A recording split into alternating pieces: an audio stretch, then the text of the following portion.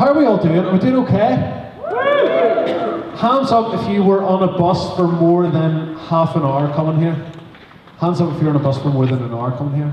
Hands up if you're from Fermanagh. Great to be with you this weekend for a couple of reasons. It's great to be with you because I see all these SU schools workers that are knocking about the place. I count them as really good friends of mine, and so it's good to just come here this weekend and hang out with them and have fun and serve them. And also because I remember being part of Making Your Mark 2, 3, 4 and 5 years and years ago, so it's really good to come back and see how this weekend, this conference has developed, and to be part of it and to speak to you guys this weekend. I'm also excited. I nearly said that right. Excited to hang out with you guys, to get to know some of you, to hear about what's going on in your school. And I don't want to just be the speaker who speaks up here this weekend. I would love to meet you, hearing your stories, and chat to you this weekend. It was a glorious summer's day in Northern Ireland. This is a true story, by the way. It was a glorious summer's day in Northern Ireland. That one that we had this summer, it was August time. And there I was on a beach with my son, and he had his brand new spade. He was very excited about his spade. He's called Noah. He was very excited about his spade because he loves spades. He's 2.5 years old, so he gets excited about spades. I know you and I kind of like, it's a spade. But for him, this is him. This is Noah, and he had a spade, and he was on the beach, he was on the sand, and he was so excited to have the spade in his hand. And so he was running about, he was walking about, and he carried his spade everywhere. He talked about his spade. He said, "Daddy, a spade." And that was about the conversation that we had. I said, "Yes, son, that's a spade." And he said, "Mummy, spade." And he told her that was a spade. He just showed it off to anyone who came around. He was saying, "This is his spade." He was waving it in the air. He was running with it. He was telling us about his spade. For Noah, he loved his spade, and he took it everywhere he went. So there we were on the beach, and I thought this is a great opportunity to use his spade. But oh no, Noah didn't want to get his spade dirty. He didn't want to get it covered in sand. So if the sand touched it at all, he cried. And he brought it back. He said, Daddy, spade dirty. And I had to try and clean this spade. And I said, well, it's actually, the spade is meant to be dug into the ground. In fact, if we were in soil right now, we should be using it there. It's going to get dirty, son. The spade is going to get dirty. And so for Noah, he loved his spade. He knew about his spade. He was good at talking about his spade. He loved holding a spade. But he completely missed the point of what a spade is actually for. And I sometimes wonder if people like you and I do that with God a little bit too. We know about God. We like the idea of God. We talk about God and are good at talking about God, some of us. But we don't actually know him very well. We don't actually know him that intimately. In fact, when it comes to God, we sometimes miss the point. And this might seem obvious at a weekend like this. This might seem like a stupid thing to say, but I want to say it anyway. This weekend, what we'll do here at this weekend, it's about Jesus. This weekend is about Jesus. We're going to talk about him. We're going to sing to him and about him.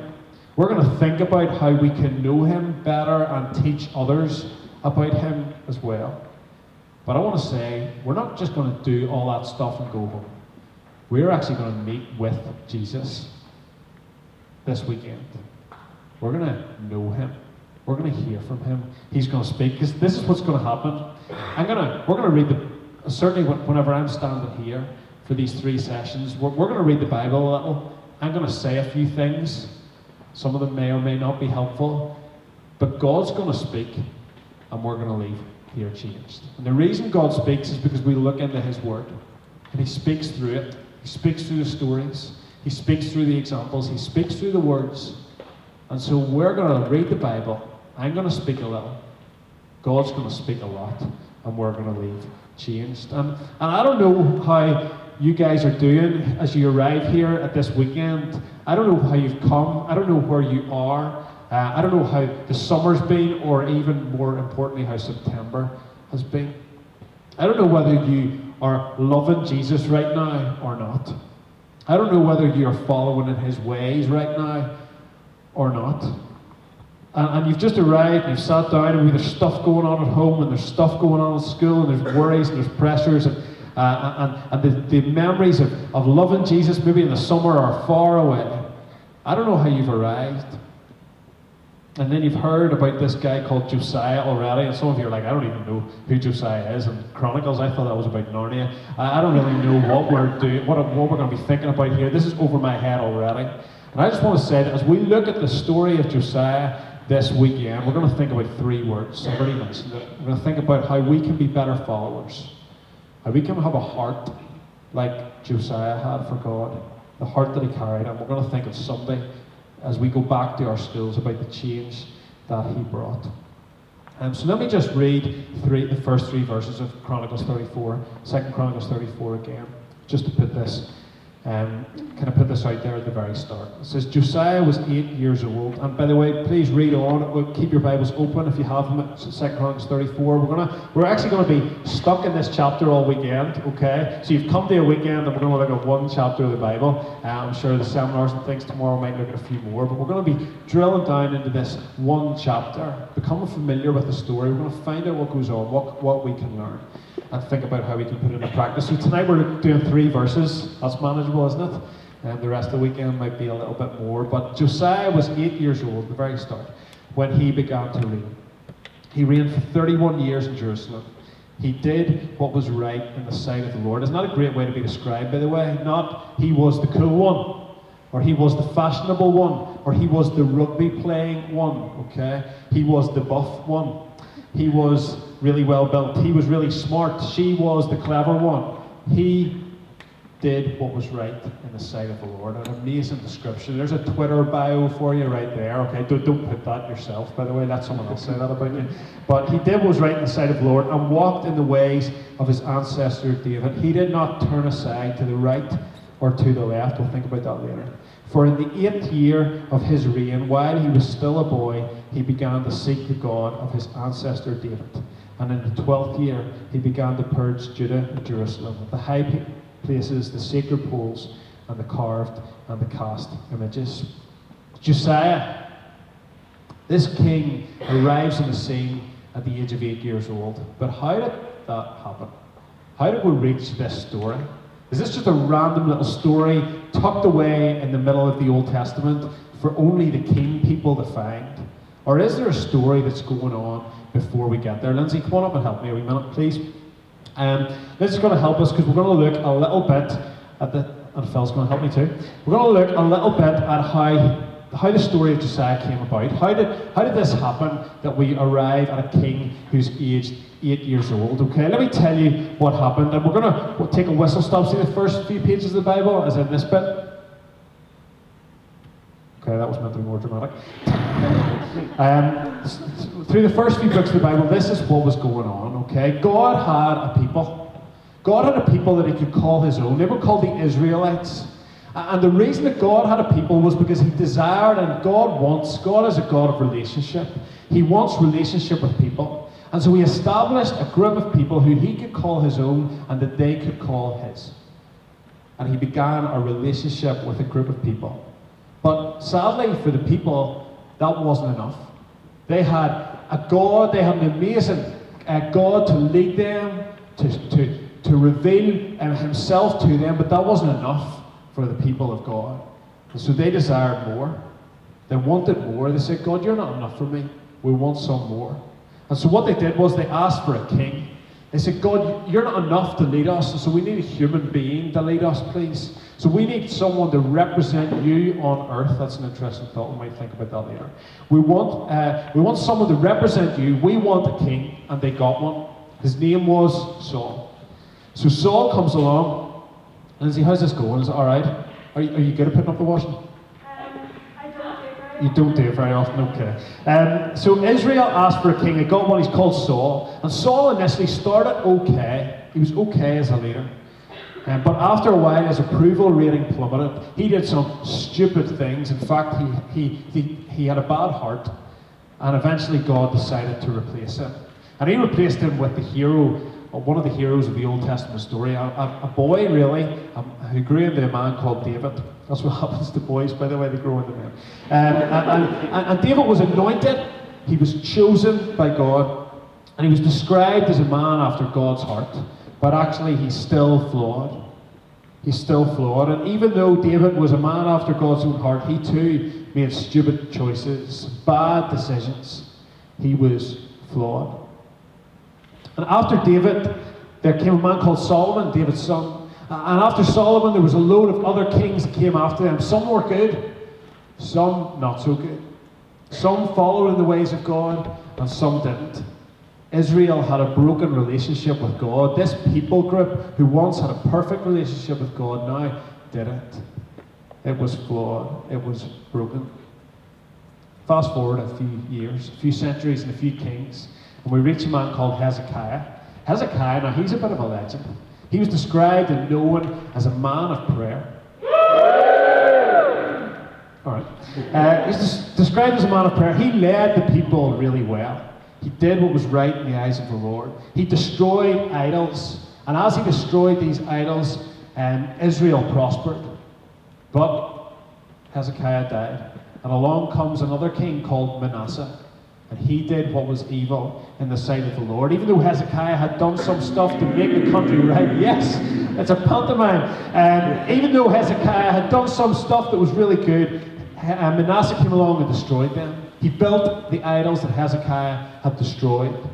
He rebuilt them and he sacrificed food to them. The story's getting worse for the people of Israel. He was killed. The king was killed in an uprising by his very own servants. Then along comes his son called Amon. And Amon didn't last very long, but he was the worst of the worst. He was such a bad king. Built more idols and descended into witchcraft, sorcery, and other boo things. Lots of other stuff. Amon eventually dies, and along comes a man. No, actually, along comes a little boy called Josiah, 8 years old, and he's charged with the task of leading the nation. Give Lindsay a big round of applause. That's the story. That's part of the story. That's a whistle-stop tour through the first half of the Old Testament, okay? So I've left out some stuff there. But this is kind of it.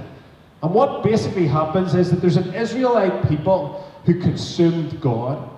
They just took from God what they wanted and ignored all the rest. He had taken them out of slavery. He had given them a new land. He had helped them defeat their enemies. He had bowed to their demands for a king.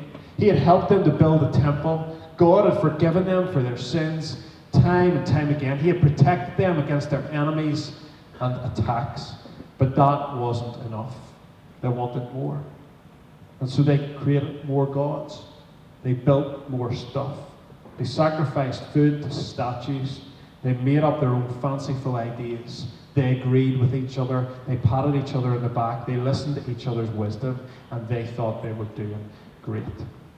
And you know, I wonder sometimes, we can criticize these Israelites. We can sit here in 2015 and look back at the story of the Bible and say, you idiots, you had it so good. You didn't realize you had it so good. And yet you walked away from this God so many times, generation after generation. But I wonder if for us it actually sounds familiar. It actually sounds a little bit like us sometimes. Maybe not in the same ways. Maybe not in building statues and sacrificing food and doing weird stuff like that, but we consume stuff too, don't we?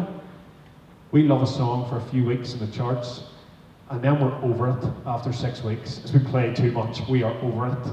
And we wear a dress once, or at least the girls do, we wear a dress once, and then we need a new one for the next wedding, because that dress went to social media, and everyone will know that we wore that one, so we need another one for the next one. I know, I live with a girl. She's my wife. We love watching TV, but we need it in high definition. Standard definition is not enough anymore. It was good for a while, but now we need high def. And we need a broadband because dial-up connection was too slow. It's now fibre optic. It'll come in a few years to Vermont. We love Twitter until we found Instagram. We shopped in Castle Court, but then came along Victoria Square. We liked coffee until we realised we could have filter coffee. That's the one for the Coleraine ones. We hung out with those people until we got into the cool crowd. We liked him until we met someone else. We were close to God then, but not so much now. Our culture consumes stuff all the time.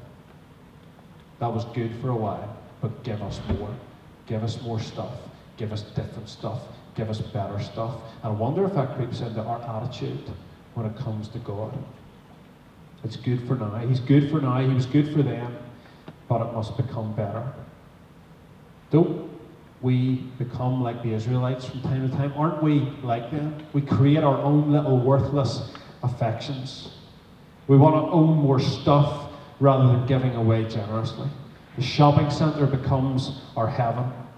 The new relationship becomes our mission. Social media becomes our Bible that we listen to. The gym becomes our church. Our image becomes our God. And with God, well, we've sang the songs. Can we learn some new ones now? We've helped at camps and Bible clubs, but it's time to go overseas next year. You grew up in your church, but it's time to find a new one now. You loved the Bible stories as a child, but you've stopped reading them now that you're older and wiser. You used to bring all your worries to God, but you're just better at dealing with stuff now. You were once thankful for God's grace, but it's okay because you don't sin as much as you used to. You once relied on God for strength, but you're a bit older and smarter now. We know about God, but we don't have intimacy with Him. We've held the spade, as it were, but we don't know how to use it anymore. Thanks God for the stuff.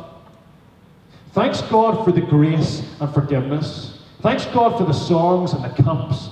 Thanks God for the youth groups and my Bible, because it's a youth Bible and it's got a cool cover. Thanks God for the prayers. Thanks God for the events. Thanks God for the love. Thanks God for the stuff, but I'm wiser now. I'm better now.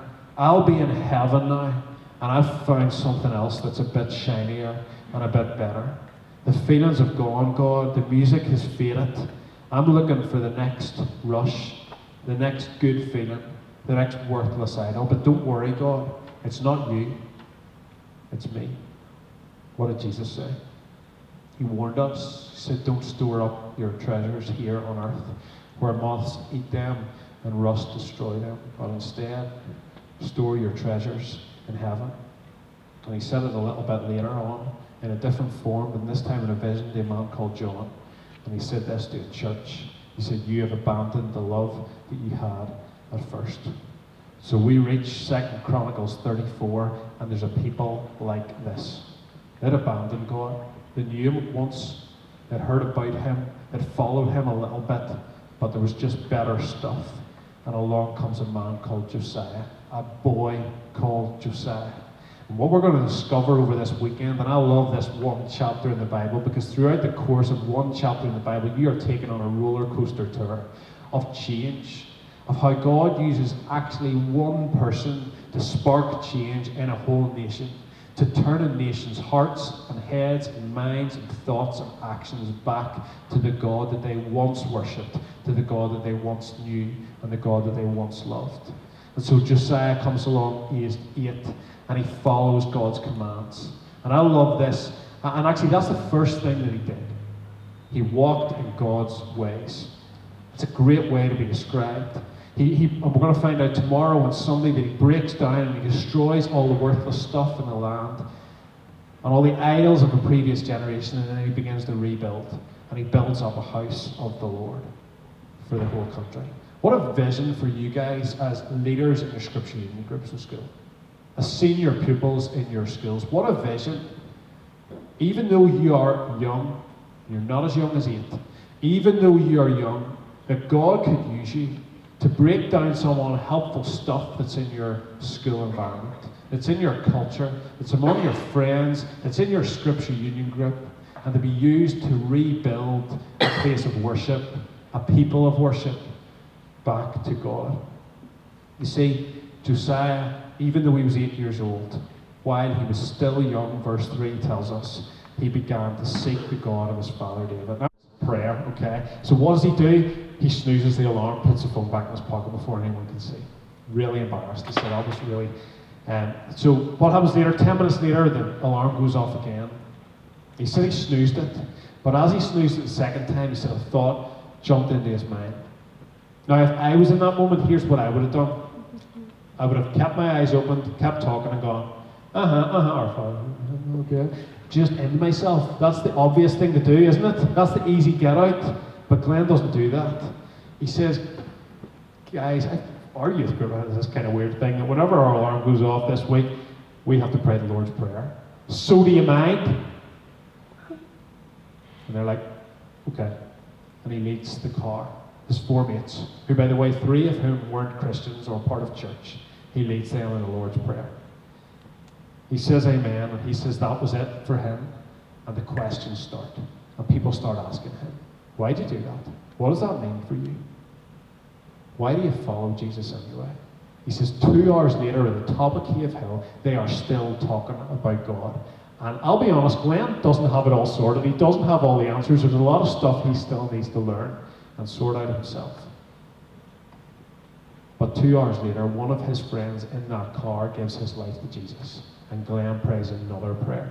And this time is to lead Lewis into the kingdom of God. And I'm going to tell you Lewis's story later on this weekend, because that's even better. Glenn became a participant. And the reason he became a participant was because he realized it's not just up to my youth leader to sort my mates out, but actually I can play a part too. And I want to say to you this weekend, God is not just wanting you to come and consume this weekend, or to consume your SU this year, to consume church stuff, or just to lead in your SU groups. God is calling you. Jesus is inviting you to be followers, his disciples, to be active participants in his kingdom. Like Josiah, very young, who steps into his calling, into the destiny that God had for him, and he begins to lead where he was. You know, the old model of church says, entertain me, build it bigger, and I'll come. Give me, provide for my needs, visit me if you're a certain generation. Entertain me, give me all this stuff, please, church and pastor and leader. But the Jesus model of leadership says, teach me, I'm open. It says, train me and I'll go. Provoke me outwards and send me out. So I want to encourage you tonight, and that's me nearly done, to be followers and not leaders. Following the will of Jesus and walking in the way of Jesus. Like Josiah, he did what was right in the eyes of the Lord. He didn't look to the left, he didn't look to the right, but he followed Jesus. He followed God. And secondly, let's be participants in the kingdom of God instead of just consumers of it. Active, whole lives, participating in the mission of Jesus with the mindset of Jesus as well. Josiah was 8 years old when he became king, and he reigned for 31 years. But I just want to make sure at the very end of this that one thing, because we're not here this weekend to follow Josiah. We're not here this weekend to just follow Josiah. We learn from his life this weekend. We discover some principles that we can look to and learn from. But we follow Jesus. And Jesus did those 2 things too. Jesus followed the will of his Father before he became someone that the world looked to. Jesus left heaven and was prepared to say, well, God, if that's your way, then I will follow in it. I will walk in your ways. And Jesus didn't remain at a distance up there and out there, but he came close and he participated in the kingdom of God and the kingdom of heaven here on earth. We need to follow the example of Jesus, who participated and who followed. You see, I said earlier on that I did a little bit of running. And a few years ago, I hadn't run all that much up until this point, but a few years ago I joined a running club. And one of the guys said to me, there's a race on this Saturday in Lurgan, and if you fancy going with us, the bus leaves at 1 o'clock and you kind of come along. I've been running a bit, I kind of thought this sounds like a good thing to do a Saturday afternoon, do a race. I was told it was 10k, I thought it was manageable, and so I found myself on the bus that Saturday afternoon. And I was sitting beside a guy called Simon, who was part of the running club, and on the way down, by the way, this is a picture of me running, just to prove it, okay? This is not the race I'm talking about, this is slightly more recent. And I know my wife says it's not flattering at all. She says, do not show anyone that photo. But here it is, for the spirit of honesty, there it is. She tells me that I don't have fully tanned arms. That's what the issue is, she says. Okay, I don't know, but I think there's a few other issues going on too. But anyway, so I find myself in this bus with Simon, and Simon says something about looking forward to run. Now, bear in mind, I hadn't run competitively very often. And Simon told me that I'm really looking forward to the Northern Ireland Championships, he said. Running in the Northern Ireland Championships. I said, yeah, that sounds great. When are they? And he looked at me and he says, they're today. We're on our way to it. I hadn't realised, but I had signed up to a race that was called the Northern Ireland Championships. I was running in the Northern Ireland Championships, okay? So you're looking at a championship athlete, okay? A Northern Ireland Championship athlete. And I didn't know what I was doing, okay? But I arrived down, and let me just tell you that I wasn't last, okay? Thank you very much, thank you. But out of the 102 athletes, 100 of them finished ahead of me, okay? It was the single most embarrassing day and afternoon of my life. And to make it even worse, there were 5 laps in this race. And so 5 times I had to come past the same supporters and the same guys from my club going, keep going, Rick, you're doing great. And I'm like, what did they say to the 100 people in front of me? But I got lapped by the winner, okay? He came past me. I didn't just get lapped by the winner, I got lapped by about 20 people. And I just didn't measure up, okay? I wasn't anywhere near close to the standard that I needed to be to run in that race. And I just want to say tonight that we don't follow Josiah, we follow Jesus. And that's what this weekend's about. He is perfect, and we are not. We don't measure up to the standard that Jesus has set for us. He is perfect, we are not. He is strong, and we are weak. He is compassion, and we get angry. He is love, and we are not. We just don't measure up. And I want to tell you that this weekend isn't just about making you better. This weekend isn't about helping you to sort of reach some sort of standard where you can be a better leader. Because we can't reach the standard that Jesus has set for us.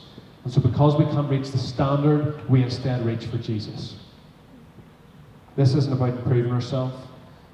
I'm not going to give you a bunch of principles or self-help guides to make you better followers of Jesus. This is simply about knowing Him and following in His ways, falling at His feet, realizing that we don't measure up to His standard, and instead giving our lives to Him. I've talked too much tonight, or enough tonight. And the band are going to come up and lead us in a song. And I just want to invite you to do something really simple during this song. And sometimes I think we reach the Saturday night of a weekend, and we think that's the time where we can really respond to God, and kind of do business with Him. And I want to say, we're here this weekend for Jesus. We're here to meet Him. And so this weekend, right from the very outset, I want to invite you to do what we're talking about tonight. To fix your eyes on Him, not look to the left or the right, fix your eyes on Him, and to accept His invitation to become participants in His kingdom. So I want to invite you to something really simple as a physical act during this song, okay? And it's this. And we've got an aisle, and we've got kind of an aisle up the side as well. And all I want you to do, invite you to do, if you want to be this participant in the kingdom of God, as a physical act and as a response, and kind of saying to each other, yeah, I want to be that. I want to invite you to just step out from where your seat is and sing this song, either up an aisle or at the side. Just simply to say, God, I'm here, I'm getting out of my seat. I'm getting out of where I am now. I'm getting out of where it's comfortable. And I'm putting myself in a place where I want to play in your kingdom. I want to participate in your kingdom. I want to pray with my mates in a car like Glenn did. I want to lead people in my SU group simply because I'm a better follower of Jesus. And so if you want to participate, let's physically respond tonight, right at the outset of our weekend, and say, we're here for Jesus. And we're here to participate in your kingdom. We don't want to consume more songs or stuff this weekend. We just want to know you. If you're uncomfortable to do that, that's totally fine.